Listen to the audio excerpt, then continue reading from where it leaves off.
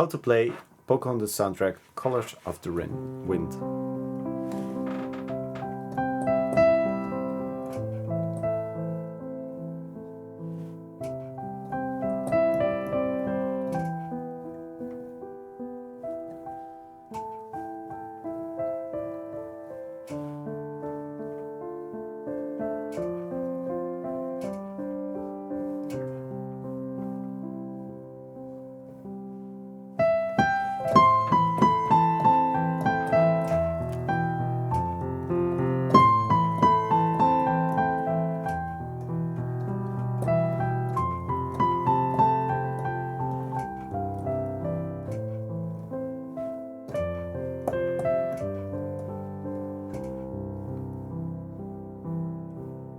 So I have predefined patterns that you can use in any song basically, and the predefined pattern sounds like this.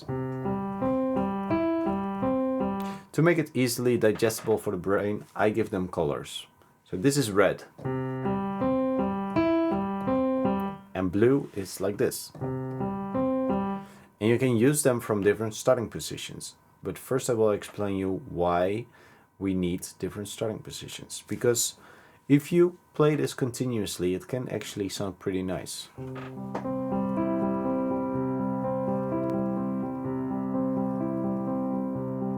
But at one point it starts to sound boring. Like you don't have a song that only is one chord. So let's change the chord or starting position. We play the red block from C right now. But you can also play it from any other white key or black key, but to start with, let's keep it with white keys. And there we go.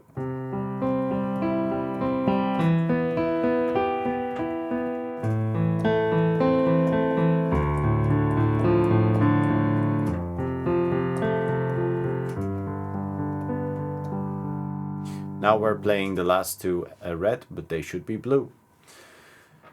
But we will dive into that later. Right now we're only focusing on the first four red blocks. We're playing C red, A red, C red, E red.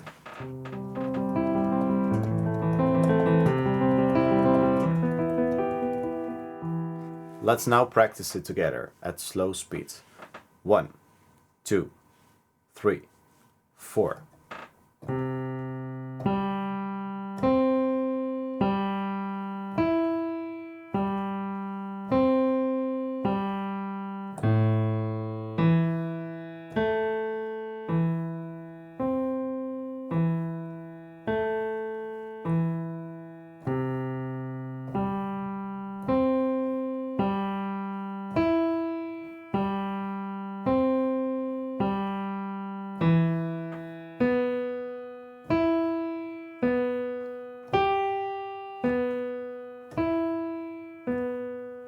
The goal here, right here, is to sound like a robot. Because if you want to sound human and beautiful and romantic, your first step is to sound like a robot. There's no other way, unfortunately. You have to sound like you're playing this with every note, note length very consistently. When it sounds like this,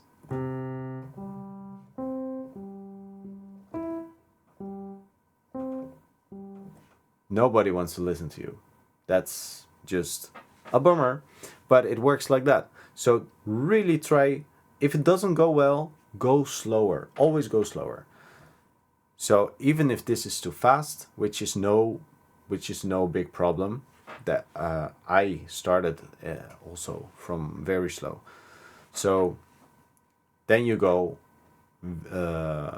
even slower.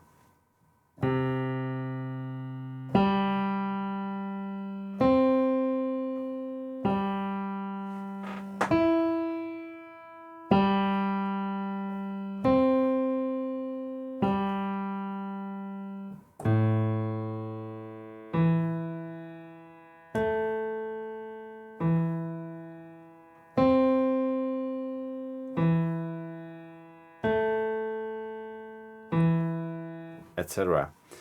Slow is smooth, smooth is fast.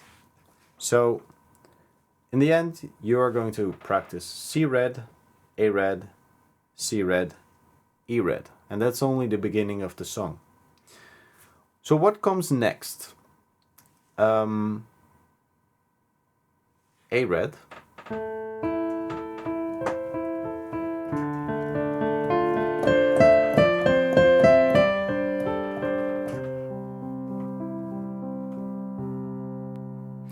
We start with A red, D red, F blue, G blue, C red. And then we have a moment of silence because you can time the climax yourself. For example, without a silence, it sounds like this.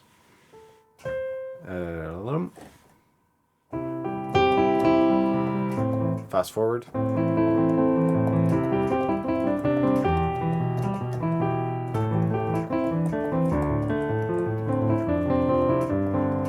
Normal speed.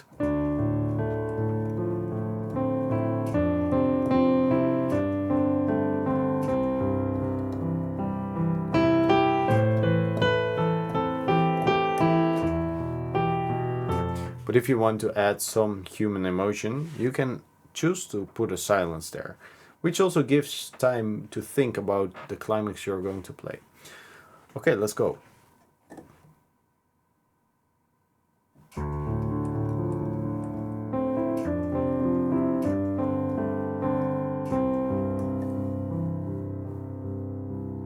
You can even loop the left hand a little bit.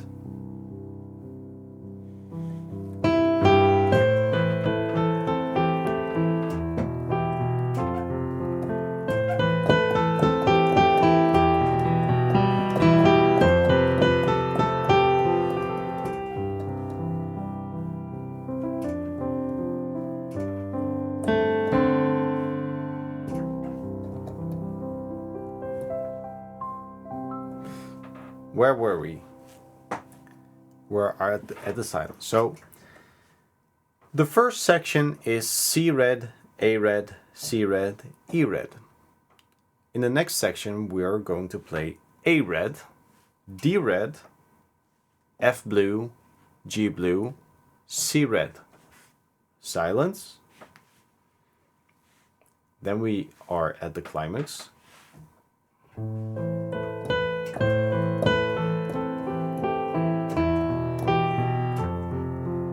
Let's only focus on that part. Essentially, it's simpler than what we have learned before, because this is A red, which you've already learned right now. E blue, I'm referring to the beginning of this video. F blue. And then you're coming back at A red. And then the E blue is not going to be E blue, it's going to be E red. So again, starting from the climax.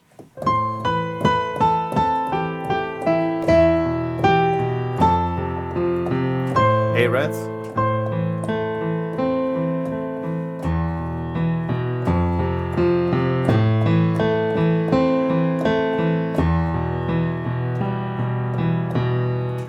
That's the first part of the chorus / climax.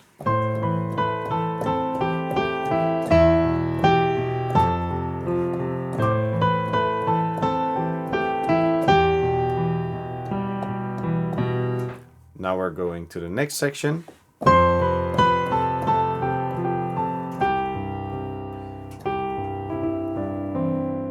don't know exactly how the melody goes there actually.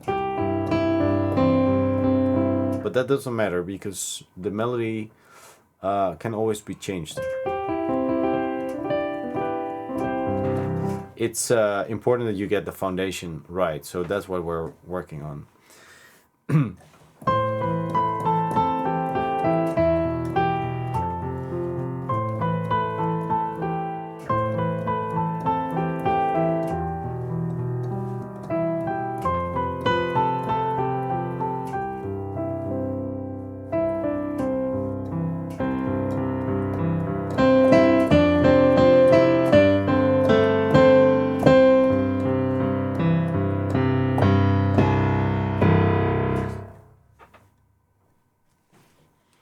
start at the chorus. A red, E blue, F blue. Let's do that together. 1, 2, 3, 4.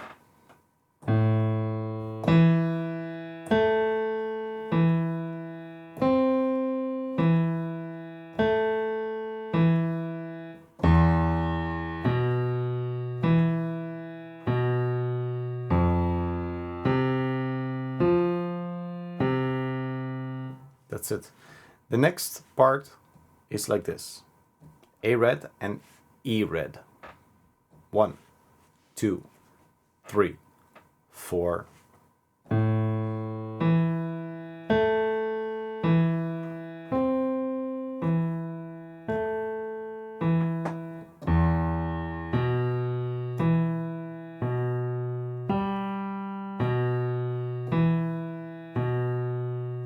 Alright, that's the second part.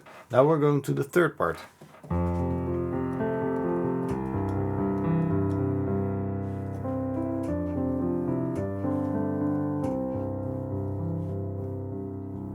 I just play this for context because it's very easy that when we play at slow speed to lose the context. So that's why I'm playing that real quick in the meantime.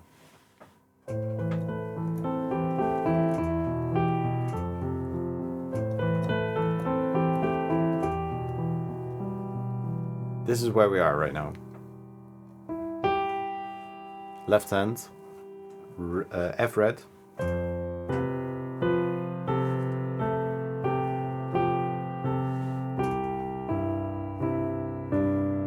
C red. F blue.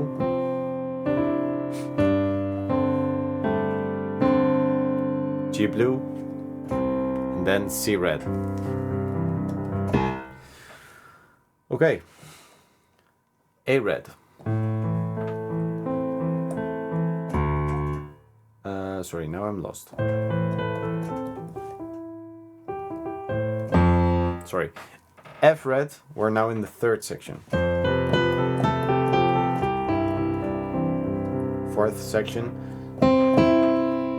F blue, G blue, C red. It doesn't matter when I say C red in which octave you play it. You can play it from here or from here. It depends on which emotion you want to achieve. If you want to have a very peaceful emotion, then I would suggest to go in the higher register. If you want to have a majestic sound, then go a little bit in the lower register. It doesn't really matter. So if you think like, he's saying C red, but in which octave he is playing, you can play it in whatever octave. There are no rules necessarily to follow exactly what I'm doing. I'm just trying to provide you with the foundation of this massive house, but you can decorate it yourself.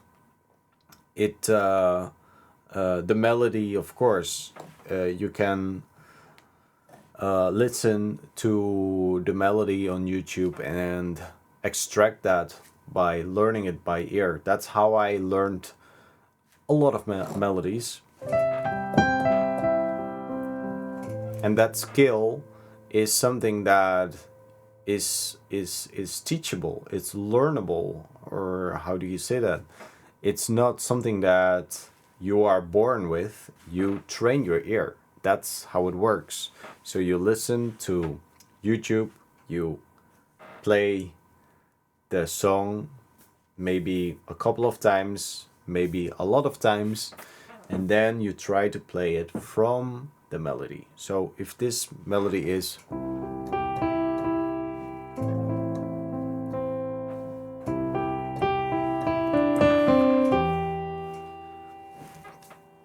it's not the most difficult melody in the world.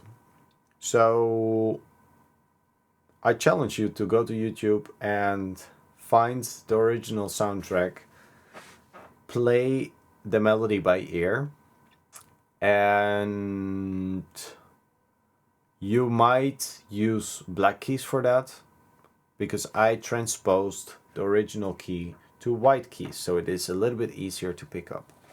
So you would need to translate that for yourself, also transpose that for yourself. That is maybe next step, a little bit more difficult, but otherwise use my video as the reference.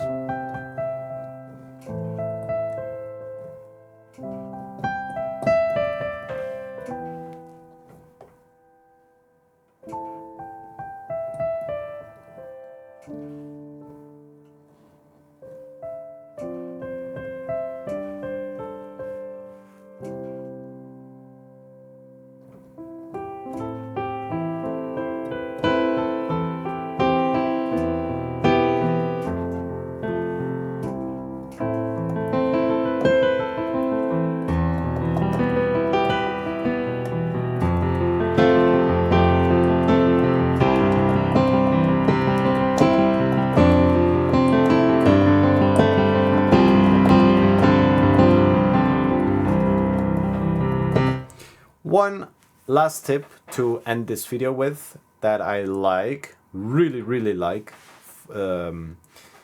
It's actually pretty advanced, but even if you're a beginner, it's very nice to know, I think. So color blocks are designed for the beginners to pick up the piano, but for advanced players, it's actually also very useful. So right now I'm going to play the song twice. One time I'm going to play it calm, and the second time I'm going to play it majestic. But in the first part I'm going to play the color blocks in normal speed, or let's say half time. And in the second part I'm going to play the color blocks double time. I play the melody in the same tempo, but when you only play your left hand double time, that is how you can elevate your improvisation / your song. And it's something that I use all the time. I really like to create a wave based on emotion / dynamics, because if you recreate your soundscape like an ocean, like a wave, rather than a flat static line, it becomes organic. So that is really helpful for the people who are listening to you. Okay, I'm going to give this example. I'm gonna stop talking and I'm just going to show you the example.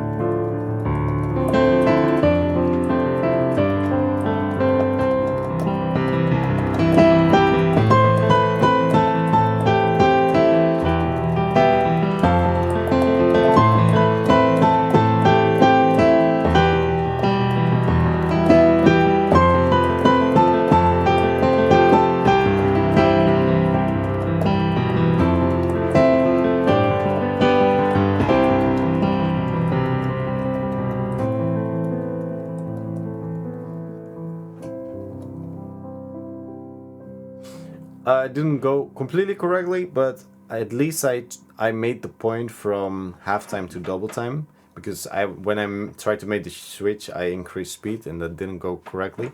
Let me just emphasize the difference between the two. Halftime.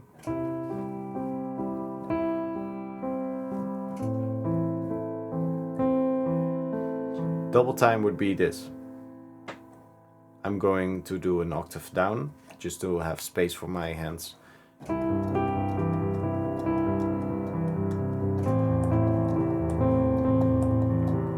Halftime.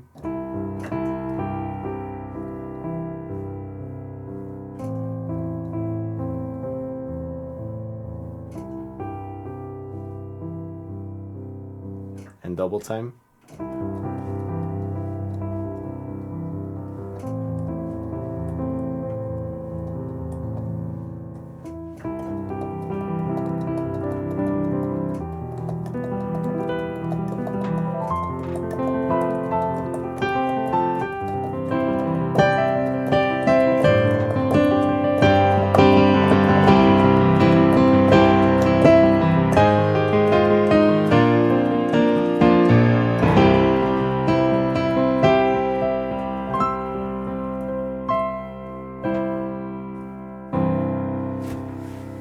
I hope that was helpful. I really tried to give you a foundation to the piece. It's a beautiful piece by Alan Menken, and I hope it was helpful. And if you try to play this piece, I would love to see your progress. And yeah, see you in the next one. Bye bye.